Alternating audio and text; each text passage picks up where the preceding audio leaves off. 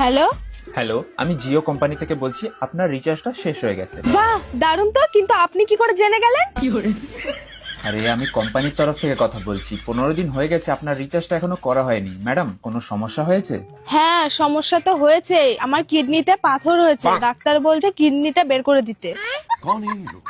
আরে ওই সমস্যার কথা বলিনি আমি। আরে প্রথমে তো আমার পুরো কথাটা শুনুন। আমার আচ্ছা। যদি ব্রেনটা খারাপ থাকে তাহলে আমার ব্রেনটাও বার করে দেবে। আরে ম্যাডাম, আপনার কি রিচার্জ করাতে কোনো সমস্যা হয়? আরে না না, রিচার্জ করাতে কোনো সমস্যা নেই, আপনি করে দিন না রিচার্জটা। ম্যাডাম দেখুন, আমি রিচার্জ করে দিতে পারবো না, আপনাকে নিজেই রিচার্জ করে নিতে হবে। আরে রিচার্জটা যখন আমাকেই করতে হবে তাহলে আপনি ফোন করে কেন বলছেন যে রিচার্জ করতে?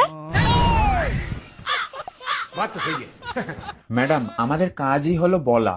আপনি তো খুব ভালো মানুষ স্যার। আমার বাবা তো জমি জায়গা সবকিছু বিক্রি করে নেশা করে শেষ করে ফেলেছে, তাও আমাদের কিছু বলেনি। আরে ম্যাডাম, আপনি রাখুন তো ফোন। রিচার্জ করুন বা না করুন, আমার দেখে লাভ নেই। ঠিক আছে, রেখে দিন, তাতে আমার কি? আমি অন্য কোনো সিম নিয়ে নেবো। স্যারকে বলবো আজকে আমি এই কোম্পানি তার কাজই করবো না।